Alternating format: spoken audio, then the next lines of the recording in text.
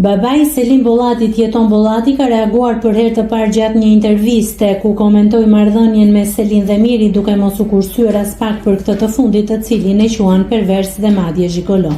Unë kam gabimet e mia, por ajo më ka ndjekur në çdo hap nga mbrapa. Do ju lutesha shumë të kishim një sensibilitet. Nuk mund të merren gazetarët a nda nga gruaja, a nda nga burri. Nuk është faji juaj, por është faji sistemit. Ajo është jeta personale e çdo njeriu. Ajo femër nuk është ajo femër që me aq pak mesazhe që kam lexuar, nuk është ajo femër dhe për këtë ju garantoj absolutisht që nuk e ka kuptuar mesazhin. Ajo nuk e di çfarë dim ne jashtë. Ajo nuk e ndjen ato që ndjejmë ne. Unë mendoj se ajo nuk ka kuptuar asgjë. Ajo nuk kupton të parën se çfarë flitet jashtë. Duhet të kuptoj të parën, pastaj të dytën. Vajza ime s'ka bërë asnjë krim për të ikur nga krevati.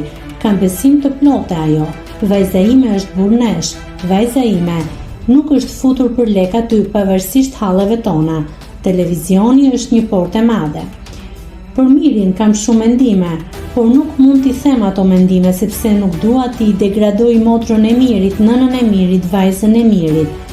Mirit do t'ja them ose s'do t'ja them. Kjo mbetet për t'u parë në të ardhmen nëse e takoj. Duhet të merrni 2-3 psikolog për të matur perversitetin e atij mashkulli brenda. Ai një punë gigolo mund ta bënte shumë mirë. Ai për lek mund të bëjë çdo gjë. Për famë, ai është i gatshëm të bëjë çdo gjë. Sa ndër të tjera babai Selim.